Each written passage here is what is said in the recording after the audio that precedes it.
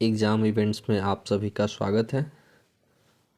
आज है 5 जनवरी 2023। जितने भी इम्पोर्टेंट करेंट अफेयर्स है आज उसको हम एनालाइज करेंगे और उससे जुड़े हुए जितने भी रिलेटेड फैक्ट्स हैं उसको हमने आज पिक आउट किया हुआ है, इसलिए रिवीजन फैक्ट्स को भी ध्यान से सुनिएगा।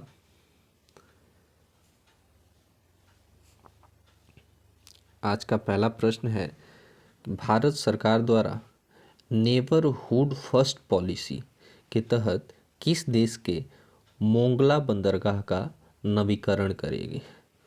मोंगला बंदरगाह बांग्लादेश में है और बांग्लादेश भारत के रणनीतिक रूप से काफ़ी महत्वपूर्ण देश है। यहाँ पर आज चाइना का इंटरफेयर काफ़ी बढ़ता चला जा रहा है, तो भारत सरकार ने नेबरहुड फर्स्ट पॉलिसी के तहत बांग्लादेश के मोंगला बंदरगाह का नवीकरण करने की फैसला की है। तो इसका राइट आंसर होगा ऑप्शन ए, बांग्लादेश।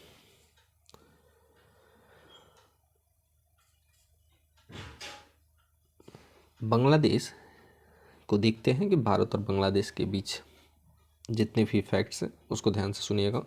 जैसे भारत और बांग्लादेश के बीच कितनी नदियाँ बहती हैं, तो 54 नदियाँ एक दूसरे देश में बहती हैं। अगला प्रश्न है, कुशियारा नदी जल समझौता किन देशों के बीच संपन्न हुआ है। कुशियारा नदी जल समझौता भारत और बांग्लादेश के बीच संपन्न हुआ है। भारत बांग्लादेश के बीच का अंतर्राष्ट्रीय व्यापार कितना है, तो 2020-21 में 10.8 बिलियन डॉलर था और आज बढ़ करके 18.6 बिलियन डॉलर हो गया। तीस्ता नदी जल विवाद किन दो देशों के बीच है। तीस्ता नदी जल विवाद भारत और बांग्लादेश के बीच है।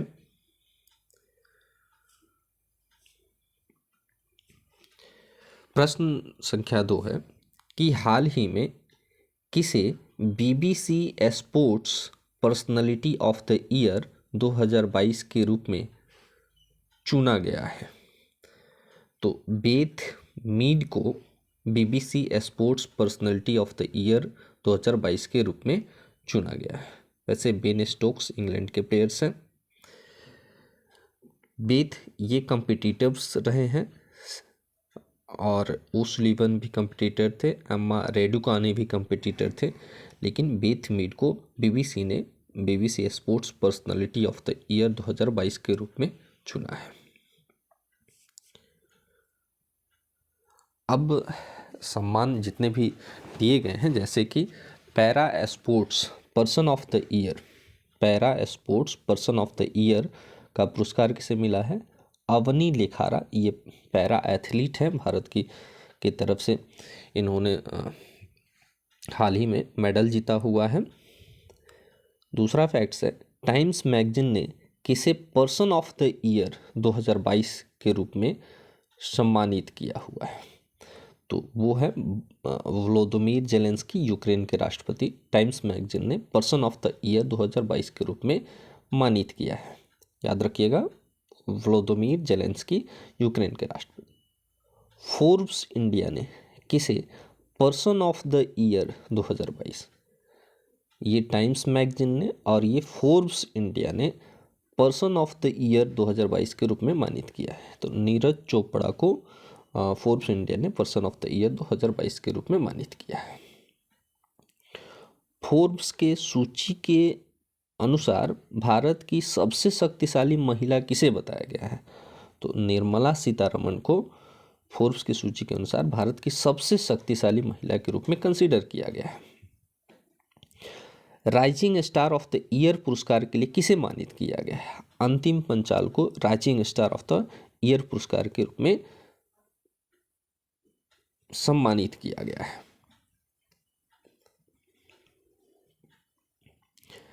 प्रश्न 3 है, बहुत ही इंपॉर्टेंट क्वेश्चन है कि हड़प्पा संस्कृति का सबसे बड़ा अंतर्राष्ट्रीय म्यूजियम कहाँ बनाया जा रहा है, तो हड़प्पा संस्कृति का सबसे बड़ा अंतर्राष्ट्रीय म्यूजियम राखीगढ़ी में बनाया जा रहा है।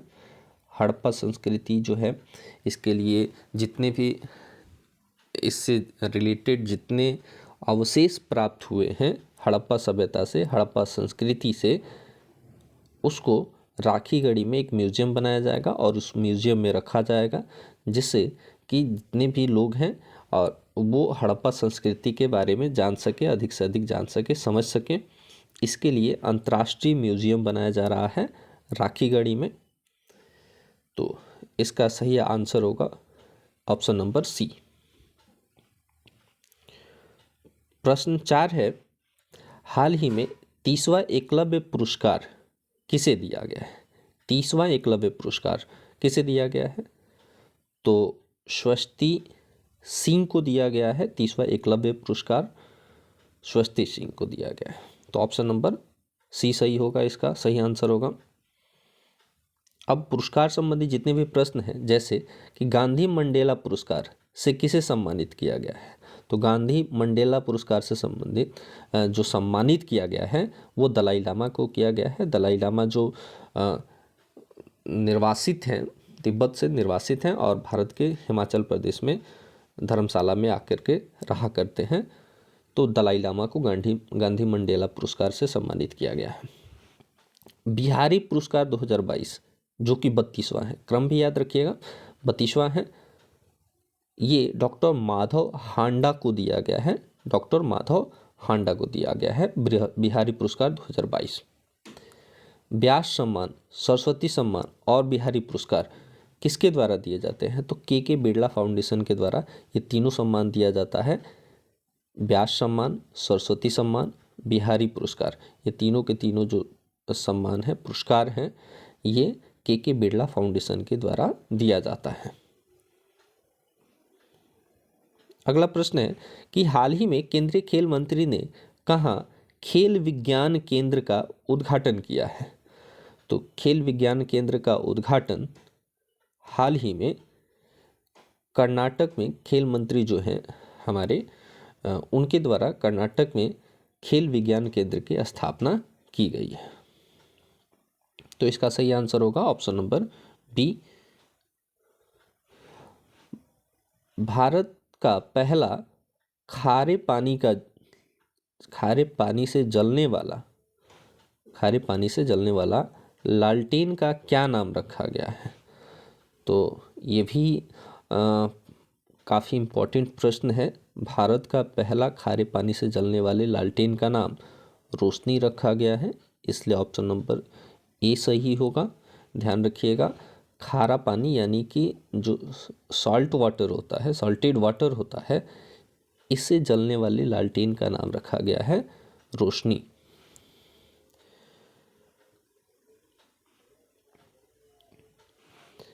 प्रश्न संख्या 7 है कि भारत का सबसे बड़ा रबर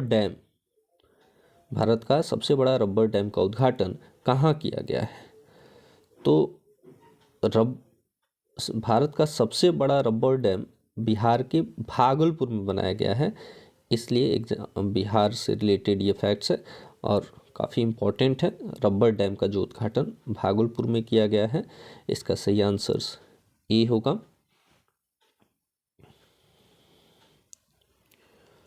हाल ही में 8वां प्रश्न है, हाल ही में किस आईआईटी के वैज्ञानिकों ने कृत्रिम हृदय तैयार किया है? कृत्रिम हृदय का मतलब हुआ यानी कि जो आर्टिफिशियल हार्ट्स है उसको तैयार करने में कामयाबी पाई है। आईआईटी कानपुर के छात्रों ने ऐसा करके दिखाया हुआ है, जो कि यानी कि जो हार्ट ट्रांसप्लांटेशंस होगा उसके लिए काफ़ी इम्पोर्टेंट ये इनोवेशंस बन कर के आया हुआ है। इसलिए ध्यान रखिएगा कि आईआईटी कानपुर के छात्रों ने कृत्रिम हृदय यानी कि आर्टिफिशियल जो हार्ट है उसको डेवलप करने में सफलता प्राप्त की है। तो हृदय और आईआईटी कानपुर, तो हृदय और कान रिलेट करके याद रख सकते हैं। मान लीजिए कि हृदय यानी हार्ट और कान मीन्स ईयर, ये पार्ट्स ऑफ बॉडी का नाम है। इस तरह से रिलेट करके भी आप याद रख सकते हैं।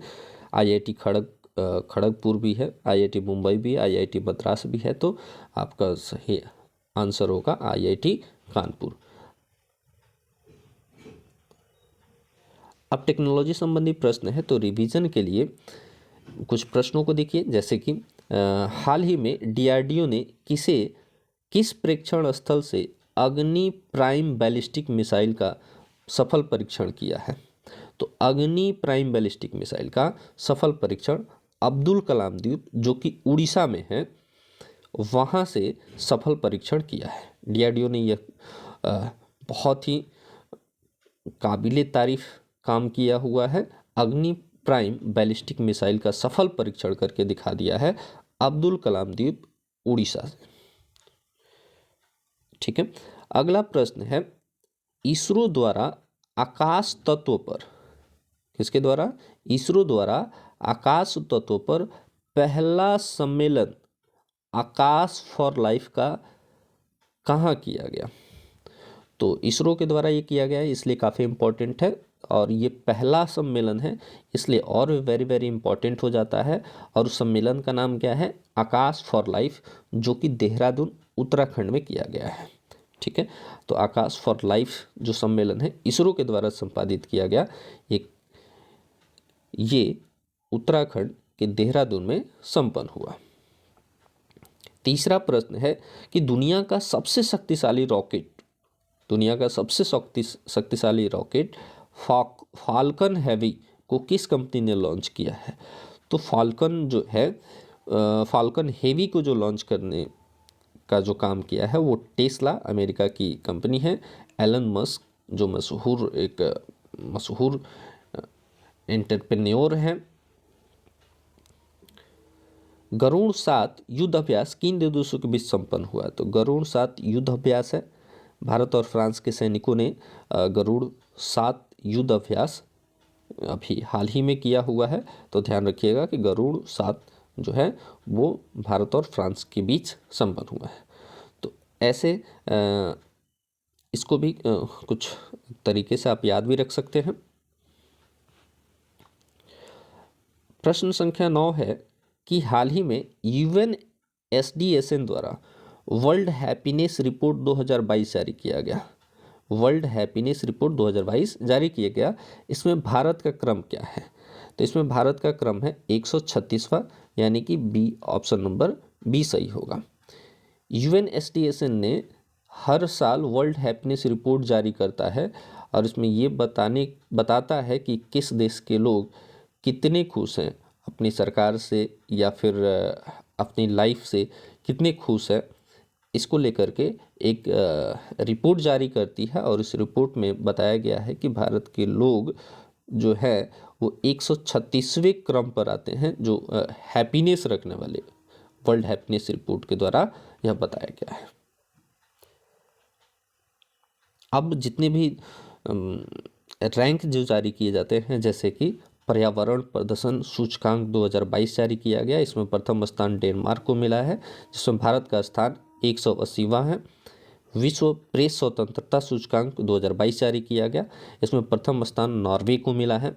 भारत का जो स्थान है वो 150 है। विश्व प्रेस स्वतंत्रता सूचकांक, इसके पहले 142-43 नंबर पर था, अब ये बढ़ करके 150 नंबर पर आ गया है। ग्लोबल जेंडर गैप इंडेक्स 2022, प्रथम स्थान जो इसमें है आइसलैंड को आया हुआ है ग्लोबल जेंडर गैप इंडेक्स में, यानी कि यहाँ पर सबसे कम जो जेंडर गैप है वो आइसलैंड में है, और भारत का स्थान जेंडर गैप इंडेक्स के मामले में 135 नंबर पर है। तो ध्यान रखिएगा 136 नंबर वो। वैश्विक शांति सूचकांक 2022 में प्रथम स्थान आइसलैंड है, भारत का स्थान 135वां है।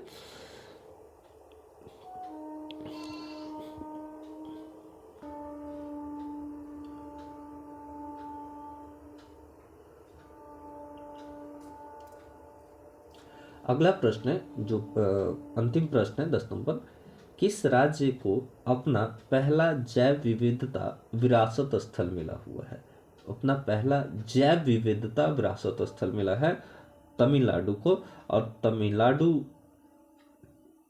ऐसा पहला भारतीय राज्य है जिसको पहला जैव विविधता विरासत स्थल मिला हुआ है तमिलनाडु।